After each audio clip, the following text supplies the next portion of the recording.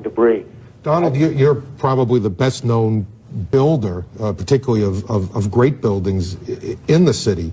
There's a great deal of question about whether or not the damage and the ultimate destruction of the buildings was caused by the airplanes, by architectural defect, or possibly by bombs or aftershocks. Do you have any thoughts on that? Well, it was an architectural defect. You know, the World Trade Center was always known as a very, very strong building. Don't forget, that took a big bomb in the basement. Now, the basement is the most vulnerable place because that's your foundation, and it withstood that. And I got to see that area about 3 or 4 days after it took place because one of my structural engineers actually took me for a tour because he did the building. And I said, I can't believe it. The building was standing solid, and half of the columns were blown out. I mean, so this was an unbelievably powerful building. If you know anything about structure, it was one of the first buildings that was built from the outside. The steel, the reason the World Trade Center had such narrow windows is that in between all the windows, you had the steel on the outside. So you had the steel on the outside of the building. That's why when I first looked, and you had big, heavy I-beams, when I first looked at it, I couldn't believe it because there was a hole in the steel. And this is steel that was, you remember the width of the windows in the World Trade Center, folks. I think you know, if you were ever up there, they were quite narrow. And in between was this heavy steel.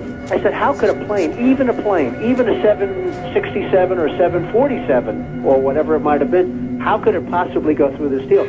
I happen to think that they had not only a plane, but they had bombs that exploded almost simultaneously, because I just can't imagine anything being able to go through that wall. Most buildings are built with the steel is on the inside around the elevator shaft. This one was built from the outside, which is the strongest structure you can have, and it was almost just like a can of soup. You know, Donald, we were looking at pictures all morning long of that plane coming into building number 2, and when you see that approach the far side, and then all of a sudden, within a matter of a millisecond, the explosion pops out the other side. Right. I just think that it was a plane with more than just fuel. I think, obviously, they were very big planes. They were going very rapidly because I was also watching where the plane seemed to be not only going fast, it seemed to be coming down into the building. So it was getting the speed from going downhill, so to speak.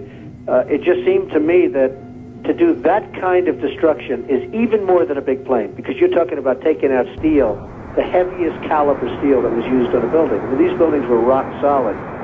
And, you know, it's just an amazing thing. This country is different today, and it's going to be different than it ever was for many years to come.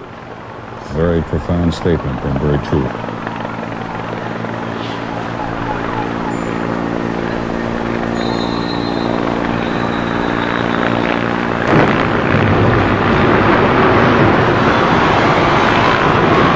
That's the third.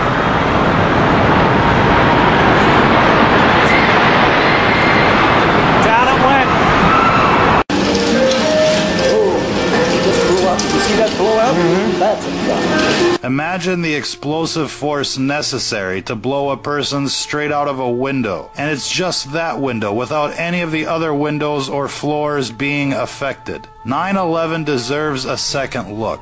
Not only for those that went through it, but for the millions of lives that have been affected ever since. Because if an explosion brought those towers down, then the whole thing's a mass deception. Remember, the people that told you about WMDs in Iraq were the ones who told you who did what on 9/11.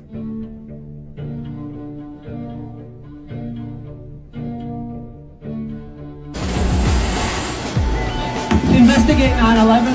9/11 was perpetrated by people within our own government.